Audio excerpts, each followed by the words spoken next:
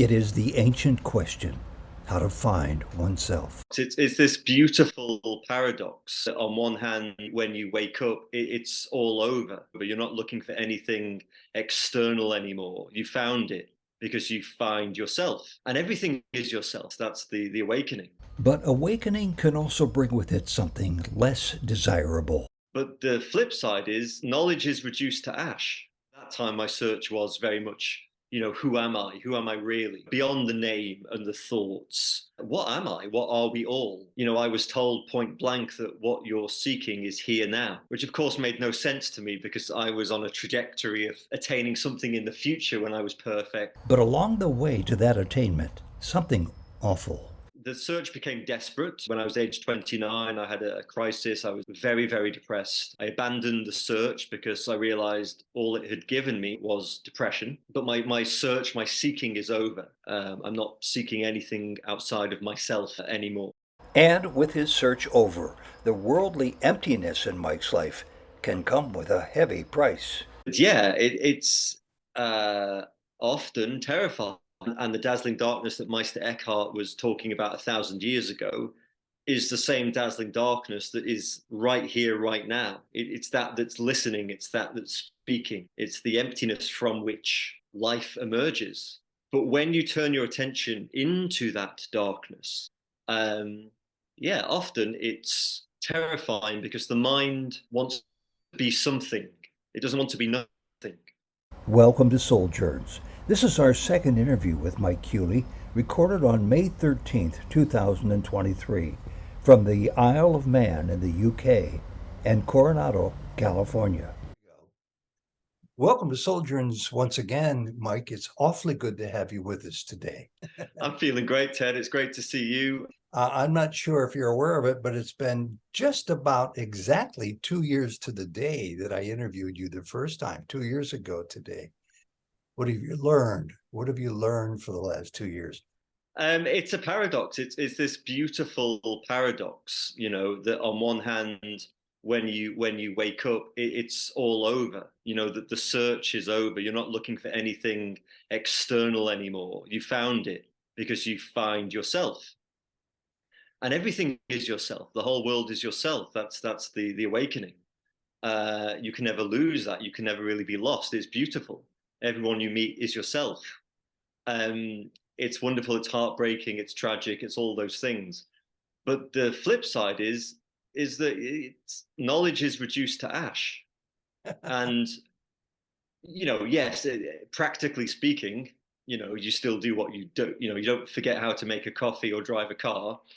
But in terms of what you thought you knew about reality and the world and you is brand new, and you're always learning. It's fresh in every moment. I love the phrase you use when you discover that knowledge has been reduced to ash.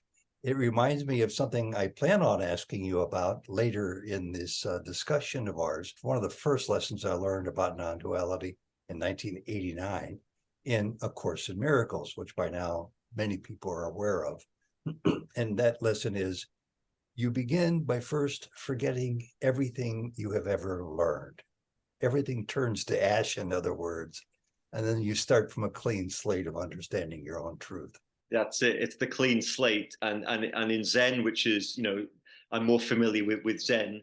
It's beginner's mind. It's seeing the world afresh in every moment, and then you don't have time to store up labels and ideas about it because it's a new world in every moment. In that first interview, which I won't forget, it was just wonderful. I still think of you as a very young boy, but you're not the grown man of the family. But by comparison, you had a riveting story about your own personal awakening. And we're not here to go over that in fine detail again. People can go find it if they haven't seen it. But for those who haven't, can you give us a headline version of it to bring people up to speed with what you went through years ago? Yes, yeah, I can try. So briefly, I was brought up on the Isle of Man around Buddhism, and my dad was a Buddhist and a teacher of Buddhism. So I was fully engrossed in Buddhism as I grew up. So my goal as a child was the enlightenment of the Buddha.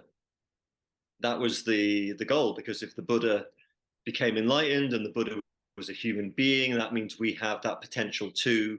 And so that was my goal from an early age, but not knowing, of course, how I would achieve that goal as being a young boy. Um, and then as I grew up, I began to, read and seek and search. And I traveled to India and I sat with different gurus, and not just in India, but in the UK. And I took a couple of degrees in, Eastern philosophy and Western esoteric traditions, the occult and the mysteries of the West as well. Just trying to work out what is it. And by that time, my search was very much, who am I? Who am I really? Beyond the name and the thoughts. What am I? What are we all? Um, and through encountering the non-dual teachings, which you mentioned there, I was told point blank that what you're seeking is here now, which of course made no sense to me, because I was on a trajectory of attaining something in the future when I was perfect, when I was healthy, when I was, when all my problems had been solved. So the search became desperate in my late 20s age, and when I was age 29, I had a crisis. I was depressed, very, very depressed. I abandoned the search because I realized all it had given me at that point was depression and anxiety. And so I chucked it all away and started going to a therapist, because I realized I just needed some actual human relative help. Not, no one talking about absolute reality. I wanted to know how to not be depressed. But then just by chance, I picked up a book in the library when I was waiting for an appointment with my therapist. And the book I read triggered an awakening. And it triggered this simple recognition of non-duality, that I was simultaneously nothing and yet everything. And in that experience, the whole sense of being Mike, a separate seeking person, just fell away. And that was 10 years ago. And since then, the understanding has continued to unfold, because, as I say, it's new in every moment. But my search, my seeking is over. I'm not seeking anything outside of myself anymore. Two quick questions about that. You are simply passing time. You're waiting for an appointment. You are sitting in a library, which is like any library around the world. There's a bookshelf, there's a book. Look at it. You digest in an instant, meaning of perhaps a simple sentence or so. And this happened. What do you make of that? Well, but it's a story we've heard 1,000 times. Yeah. Famously synchronicities. But it was I was writing my dissertation, which I didn't want to write because it was words, and for the last 20 years I'd learned that words are not the reality, and there was I trying to write a dissertation essentially about enlightenment. Ironically enough. Um, and then I looked to my left, and it was the local history section. This is in the university library, and there was a book by Rupert Spira, in the wrong place, shoved in, and I picked it up, and I knew who he was, and I started reading, and then just in the introduction, I think 3 or 4 pages in, I read a sentence, and as I say in my book, the whole world just stopped in that instant. The whole world stopped, and yeah, it was just this joyful recognition that what I was seeking was so damned clear and obvious from the start. It was always here. It was always present, because it's what is. It's this now. How can you miss this? But Yeah. I've been missing it. I've been trying to write a dissertation about it. So you see this, as you just said, as you see it. Most others see it differently. Okay, yeah, it's this.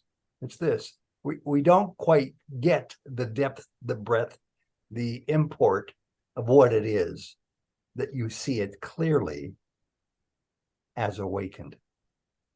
Yes, that's what I was struggling to see for so long, even when the teachers would say, it's this now, it's the sound of the rain, it's the sound of the dog barking, it's the, tingling in your fingers. It's none other than present moment reality. Yeah. But that sounds really disappointing to the separate self, because I don't want this. This. I want cosmic fireworks and kundalini and all that stuff.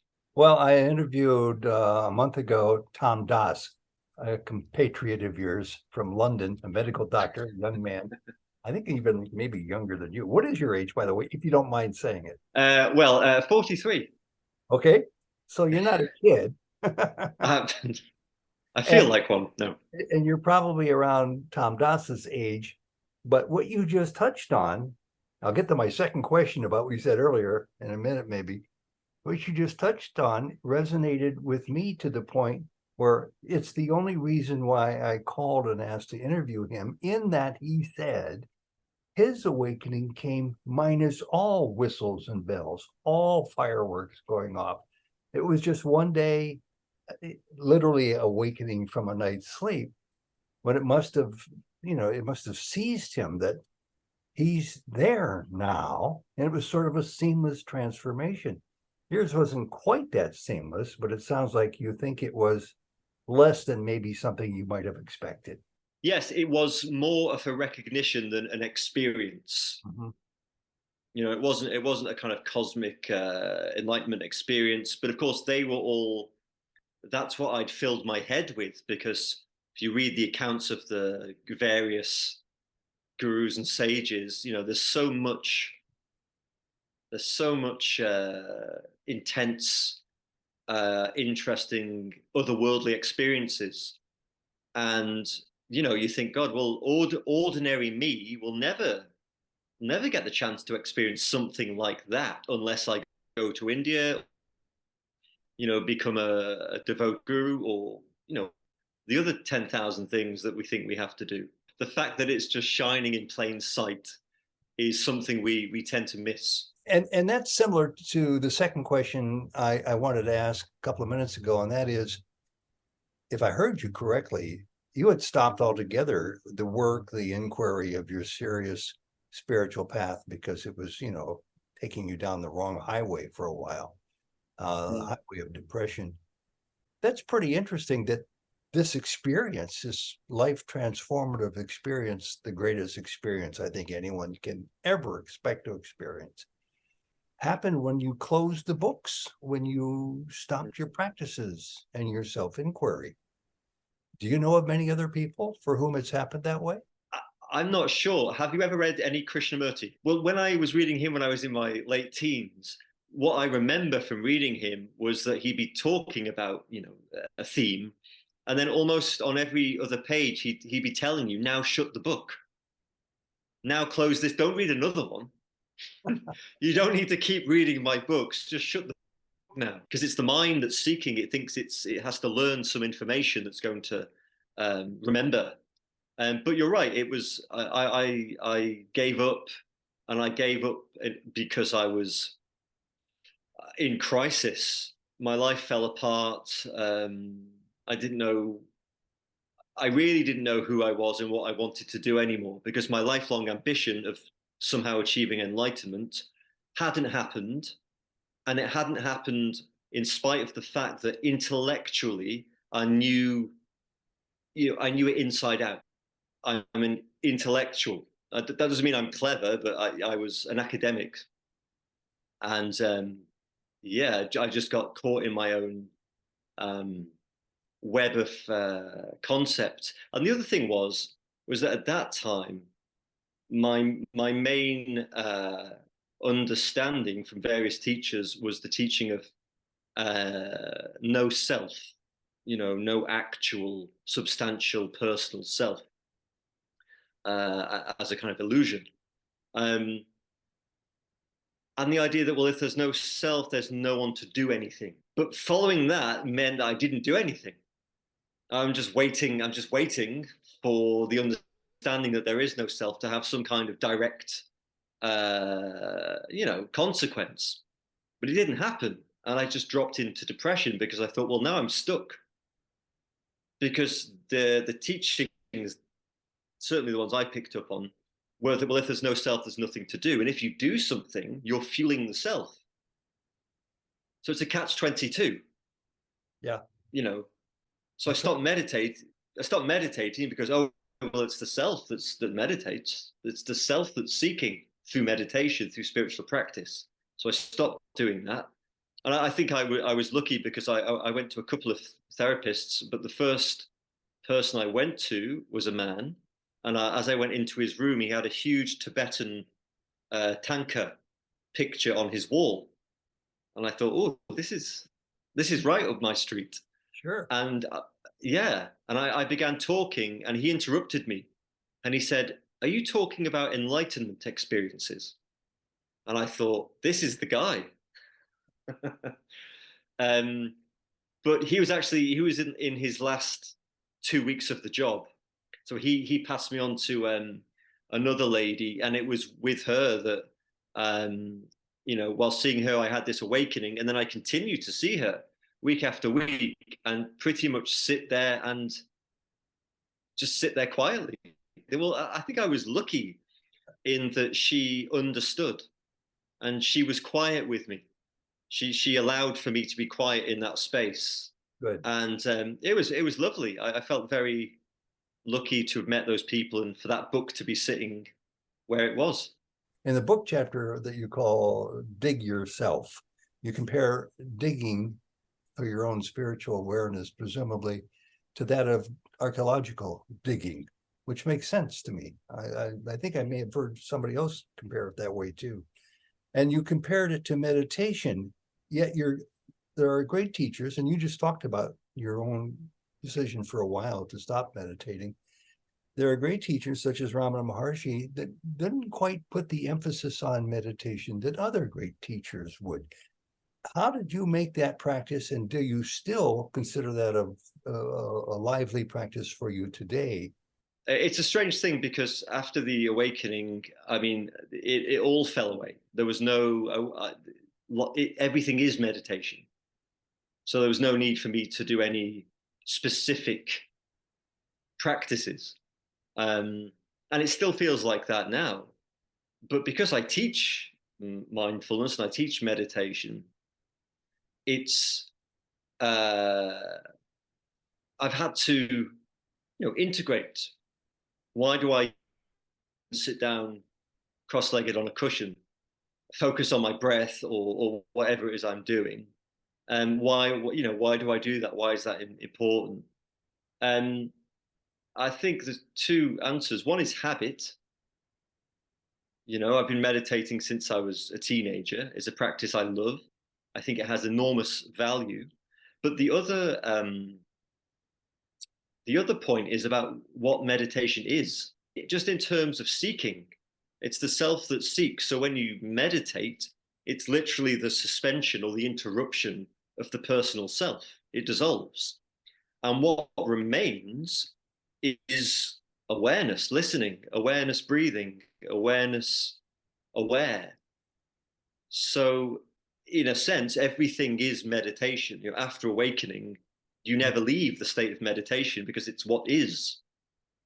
But I also love the practice, the formal practice of sitting and expressing as not, I'm not sitting and meditating to get something. I'm sitting and meditating because that is an equal expression of reality or the universe. It's one I enjoy. It sounds like you're meditating to lose something, the dissolution of the self. You say also in this chapter about digging, to keep digging until you uncover the features of what you call your own dazzling darkness. I like that. So first of all, the darkness comes from Meister Eckhart, the Christian mystic. Sure. So that's the way he describes it, the dazzling darkness. But yeah, it's often terrifying. And I work with people, and we can practice turning our attention back on itself into our own dazzling darkness, and the dazzling darkness that Meister Eckhart was talking about 1,000 years ago is the same dazzling darkness that is right here, right now. It's that that's listening, it's that that's speaking, it's the emptiness from which life emerges. But when you turn your attention into that darkness, yeah, often it's terrifying because the mind wants to be something. It doesn't want to be nothing. So it's almost like, there's just nothing to grasp onto. There's nothing to grab. There's nothing to label. And, even if we call it something, even calling it the dazzling darkness is still a name that comes from the mind. Well, it's a topic that you talk about in your book quite well, I think, but it's also bears repeating this emptiness, this dark space. You said it was a terrifying epiphany for you upon awakening. It was when you discovered that your true self wasn't something, but rather it was nothing. Yeah, turning the mind back on itself, you glimpse your own emptiness or silence. You came new to this concept of non-duality, of empty space, of the nothing that you are.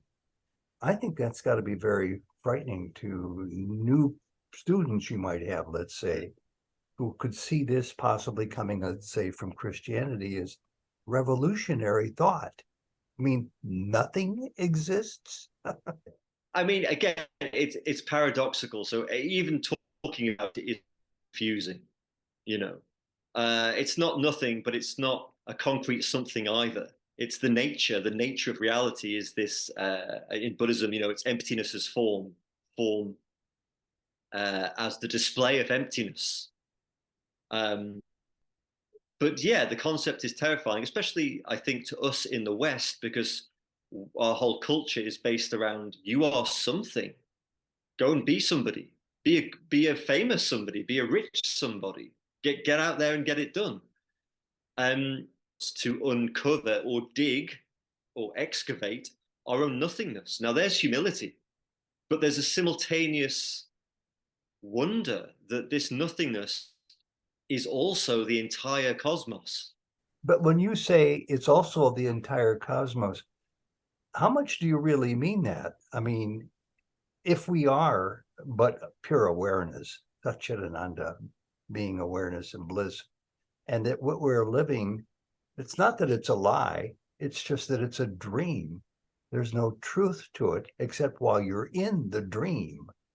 So when you refer to the entire cosmos, isn't that also part of the make-believe dream we think to be real? I mean, it is, of course, but I don't think it's a dream either. I mean, it's dreamlike. We can't say it's definitely a dream. It's dreamlike. Reality is dreamlike. This moment now, it's happening, but it's just gone, and we can't do anything to bring it back. And now we have this one, which is equally insubstantial. You told me about your thesis that you wrote, that it was on the subject of enlightenment. And I'm curious to know, as you go back and perhaps occasionally reread it, how you may have written it differently had you taken on that assignment for the thesis writing after your own awakening. Would it have changed a whole lot? There wouldn't have been one because I couldn't have written it. There's the story that the only thing Jesus ever wrote down was in sand, and then it kind of cleared it away afterwards. So I was on track to go and do a PhD in India, which would have been my dream, really, dream come true. But after the awakening, the idea of spending in words and concepts was just ridiculous. So I spent about a year just sitting on benches and sitting in the garden and just listening to birds and looking at trees and watching the steam come off my coffee, sheer bliss. That was my PhD, sitting and looking at trees. From the book, I gathered an interesting statistic I've never seen anywhere before. I remember you were saying that for every one of us, we have about 7,000 thoughts every day, but that there's no need to worry about them because, as you just suggested, even the good ones, they all go away in the end. It reminds me of what meditation can do to slow down that number of thoughts, presumably. My question is there anything other than meditation that you can turn to help people dispel that, bombardment of 7,000 thoughts? 7,000 would be great. I think it's much more than that. Which I was told is about one a second. 70,000 thoughts a day is about 70,000 is the number you referred to. 70,000, yeah. Well, it's a lot of traffic anyway. Yeah. So are you asking, so apart from meditation, what else can we do to reduce that internal activity? Yeah, you name it, and it will stop the activity of thoughts. I mean, that's the flow state.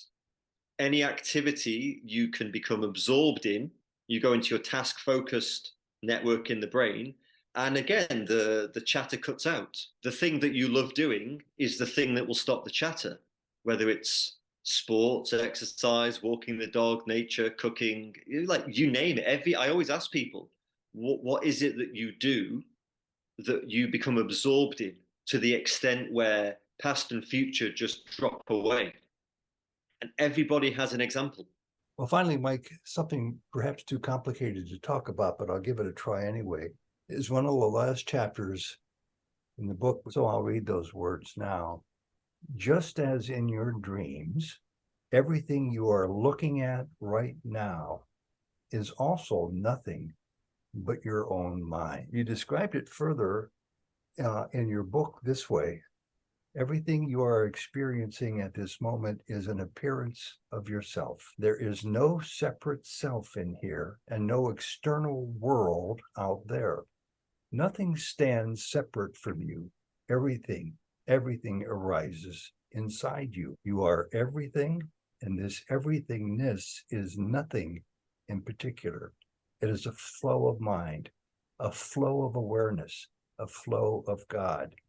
And then you conclude, there was never a small separate mind in which we lived. There has only been the one mind, the non-dual nature of God. If you can glimpse this for even a moment in time, then the small self, which yearns for future enlightenment, can simply fall away, allowing the full glory of reality to flood in. First of all, Ted, thanks for reading that out. One of the things about writing that book was I wanted it to be as direct as possible. Did it happen at that period of awakening, or was it something you came to following your own awakening? That's about as clear as I can get to it in words, is that it's an instantaneous realization that there was never, ever a separate person in here. And a separate world out there. That's what I'm trying to communicate, is that you're not seeing the house and the wall and the car and the dog. You're seeing God. You're seeing ultimate reality expressing as the postman and the dog. That's all there ever is. It sort of reminds me of growing up and seeing in magazines a drawing of a tree.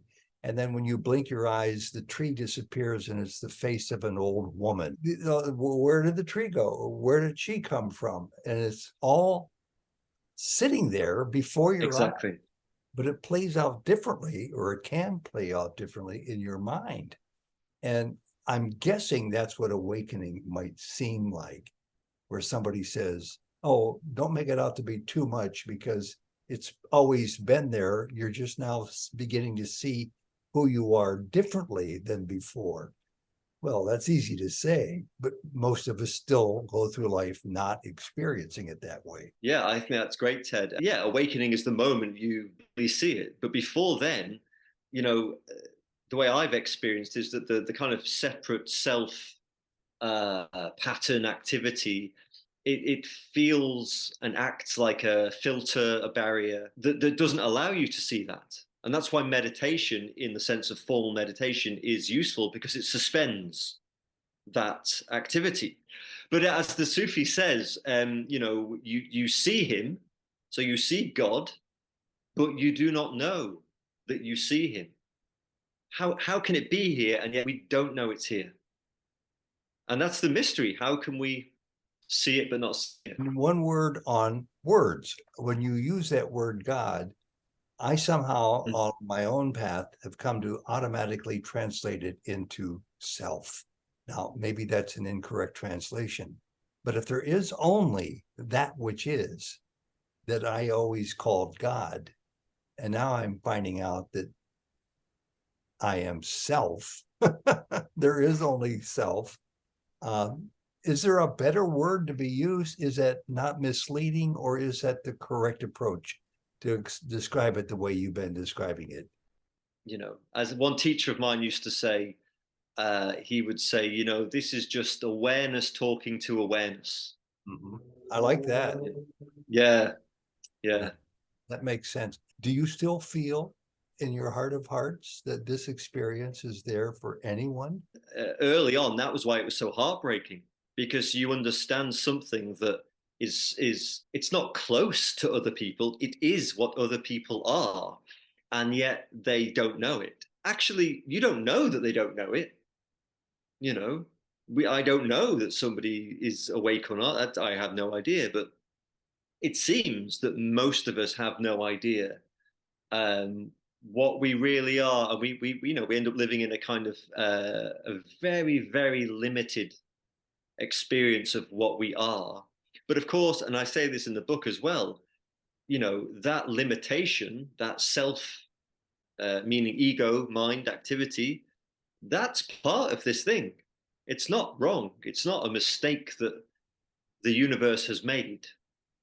You know, Yeah. it's part of the intelligent activity that helps you function and keeps you alive. Yeah. Well, I want to thank you for this. And I want to remind people that your book is still relatively new. It stands not that long ago. It's called The Treasure House, the Treasure House. And the subtitle to the book is Discovering Enlightenment Exactly Where You Are. A very hopeful theme. It's on Amazon. It's probably in wherever bookstores exist still in this world. So thanks for commenting on that, the new lessons that you describe in it, and your own observations about where you will continue to be in this moment post awakening, which was very interesting to me. God bless you. Thank you very much. And we'll do it again one day. Okay. Thank you so much, Ted. Privileged to speak with you and to, you know, to share what's happening here. So thank you. Very good. Thanks, Mike. I really appreciate talking to you as well. See you later. Bye bye. Thanks, Ted. Bye bye.